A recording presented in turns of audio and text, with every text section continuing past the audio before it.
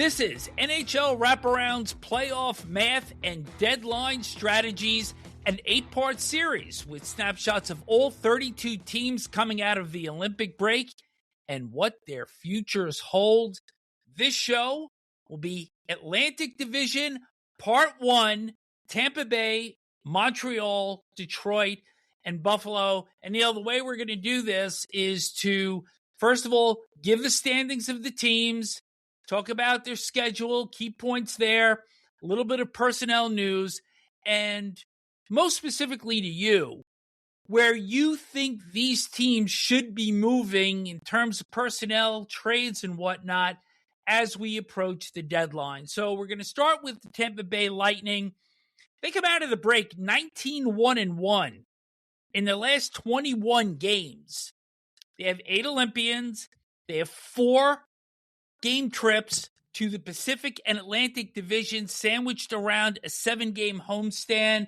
They lead the Atlantic by 6 points over Montreal and Detroit. They are tied in points with Carolina with 78, although they have played 2 fewer games. They do play at Carolina on February 26th and at home against the Hurricanes on March 14th. With Braden Point, Anthony Cirelli, Nick Paul, all looking to get back in the lineup, this team has done a remarkable job under the stewardship of John Cooper.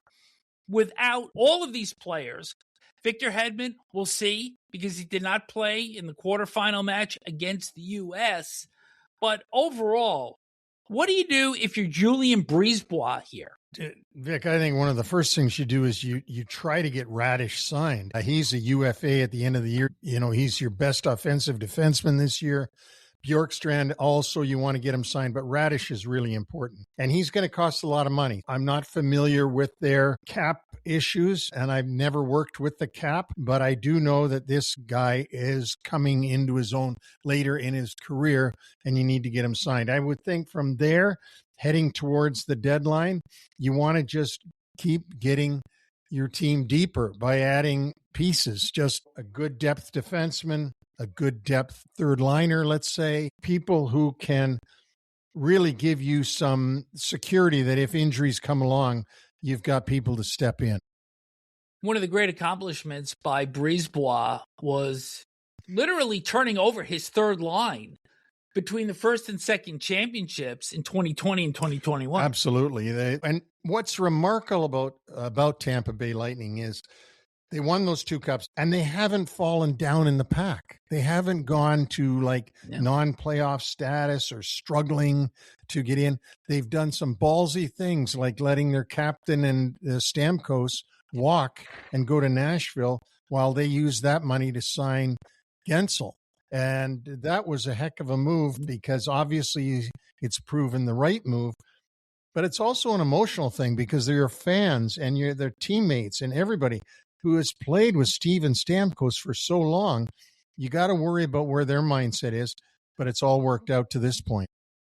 Let's talk some Montreal Canadiens. They are second in the Atlantic, 72 points. They have 25 games left, one more than the Detroit Red Wings, who they're tied with in points. Key games on their schedule: they host Boston on March 17th. They're at Detroit on March 19th. They have 3 with the New York Islanders, 2 of those being at home. 24 out of their final 25 games against teams 500 or better. But when you consider that, I believe it's 26 teams in the NHL are above 500, that's not as daunting as it sounds. So for a team that was a surprise to many last year in making the playoffs, we have seen this team grow. They're an exciting club. Juraj Slafkovsky was voted one of the top 6 players in the tournament, one of the top 3 forwards, and a lot for this team to look forward to.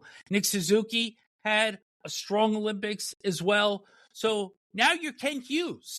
Your goaltending's been a little spotty this year. It's been hot and cold.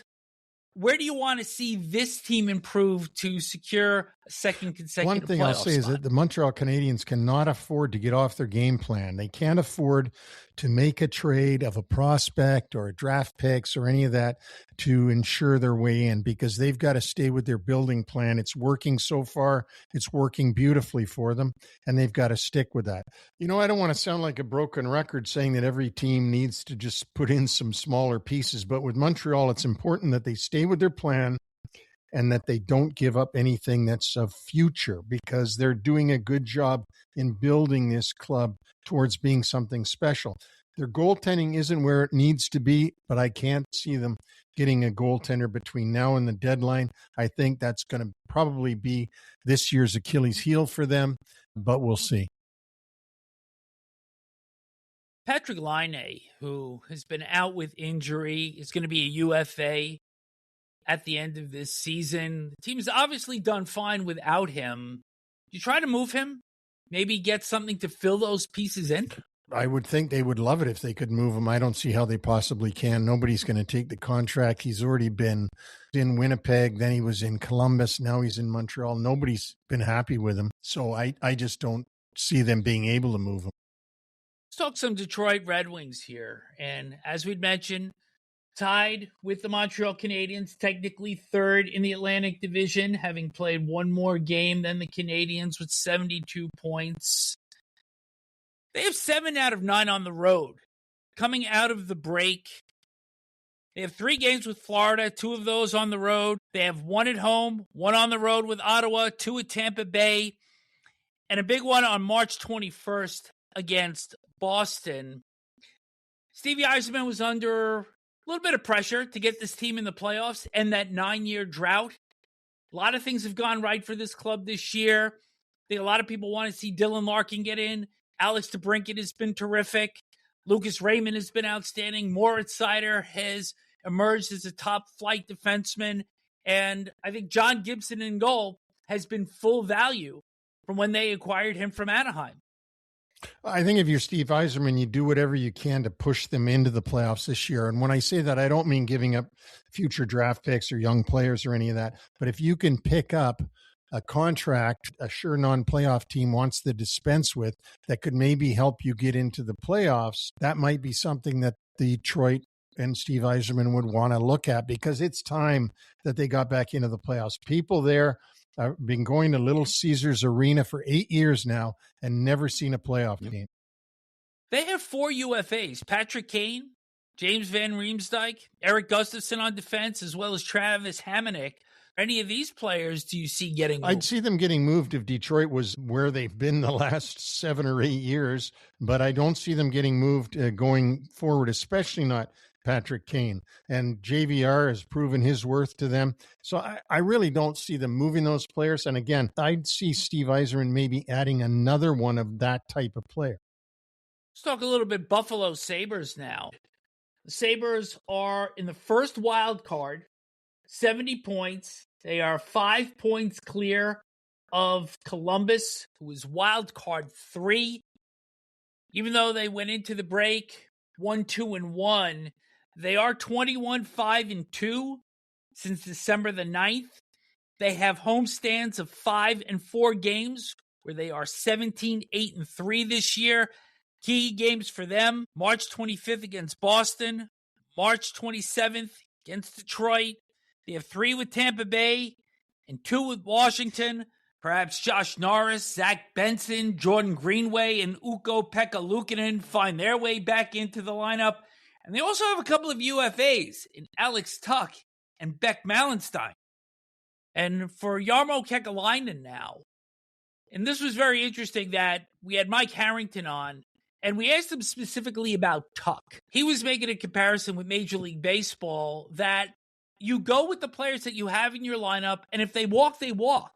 And that's the approach that he believes the Sabres should take, particularly with Tuch, that the team has gotten this close. They have played extremely well over the last 2.5 months.